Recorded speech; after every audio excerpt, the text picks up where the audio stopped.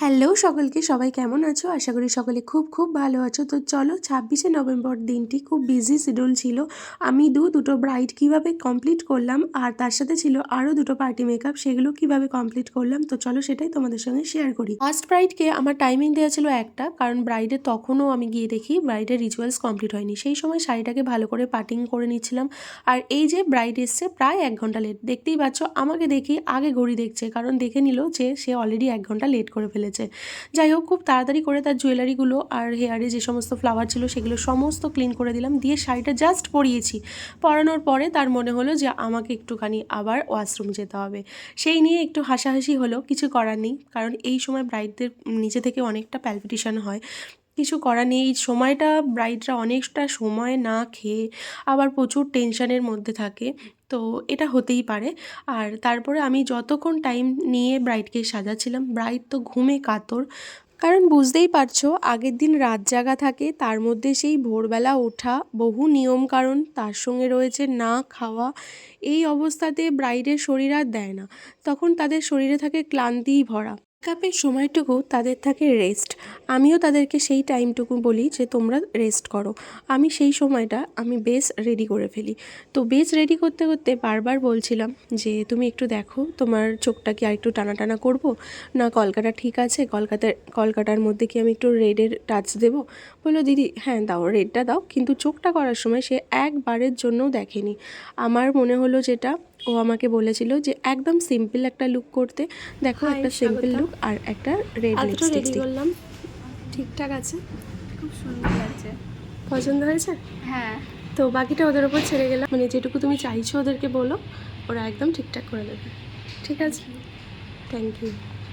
ব্রাইডের এইটুকু রিভিউ পেয়ে আমি তো খুব হ্যাপি হয়ে গিয়েছিলাম। আর দেখো আমার ব্রাইডকে কি মিষ্টি লাগছে, আর ওর ফেসটাও দারুণ সুন্দর। তো এতটুকু রেডি করে আমি বেরিয়ে পড়েছিলাম নেক্সট রিসেপশন ব্রাইডের লোকেশানে। সেখানে যখন আমি পৌঁছাই তখন আমার যে স্টুডেন্ট দুজন চলে গিয়েছিল, তারা অলরেডি ওদেরকে হেয়ার ক্রিম্পিং, শাড়ি র্যাপিং এগুলো করে রেখেছিল। তো আমি গিয়ে ফটাফট রেডি করতে শুরু করে দিয়েছিলাম। কি হয় এটা? কি হয় এটা? এটা মাসিমণি হয়। ওর মায়ের আমি ফ্রেন্ড। বল, আচ্ছা আচ্ছা, ইয়াং মাসিমণি। দিদি আমি যখন মনে হয় আমার বিয়ের বয়সে তখন সেই সময় দেখেছি। ওর মায়ের সঙ্গে আমাদের একদম খুব ভালো দোস্ত। আর ওই মাসিমণির বৌমা ব্রাইড আমাদের আজকের। জানো তো, কোনো পরিচিত মানুষের সঙ্গে অনেক দিন দেখা সাক্ষাৎ না হলে হঠাৎ করে যখন দেখা হয় তখন কিন্তু মনটা খুব ভালো হয়ে যায়। আর আমি কিন্তু ব্রাইডকে বারবার জিজ্ঞাসা করছিলাম, ন্যাচারাল কালারটাই আমার মনে হয় বেশি ভালো লাগবে। আগের দিন বলেছিলাম ঠিক আছে। বৌমা এখন শাশুড়ি দিয়েছে। আর যদি বলো আমি এটা পুরো রেডি করে দিই, কর না করে দেখ না কি হয় লাস্টে। যদি বলো তারপরে। বুঝতেই পারছো আমি সমস্ত কাজ তাদের রিকমেন্ড অনুযায়ী করার চেষ্টা করছিলাম। আর এই দেখো মহাফাকিবাজ বসে পড়েছে, শুধুমাত্র জ্ঞান দিচ্ছে বসে বসে। আর লাশের লাভার ব্রাইড। এনার কি ইয়ে কন্ট্রোলিং করব না হাইলাইটার ভালো। শাবাশ, মন মতো একটা ব্রাইড পেয়েছো বৌদি। বরবরকে লাল গোলাপি দাগ হয়ে যাবে। সেটা গান হয়েছে, লাল গোলাপি গাল, ঠোঁট মিষ্টি লাল। তারপর বলবো না।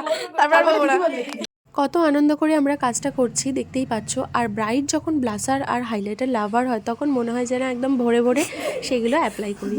সঙ্গীতের ভেতর না, আমার ব্রাইডের যদি স্মাইল লাইন পড়ে আমরা কথাটা বলা মাত্রই ব্রাইড কিন্তু একদম স্টপ হয়ে গেল, দেখতে পাচ্ছ তো। হ্যাঁ, এটুকু তো প্রয়োজন, কারণ মেকআপ করতে করতে কিন্তু একদম কথা বলাটা উচিত না, হাসা তো একদমই নয়। কারণ স্মাইল লাইন যদি প্রথম থেকেই পড়ে তখন কিন্তু আর কিছু ঠিক করা যায় না, তাই না? এই দেখো ব্রাইডকে বারবার জিজ্ঞাসা করছিল সঙ্গীতা যে তোমার কেমন লাগছে, পছন্দ হচ্ছে তো। আই মেকআপটা কিন্তু তার খুব পছন্দ হয়েছে। আর আমার ব্রাইডের ফাইনাল লুক হলো এটা।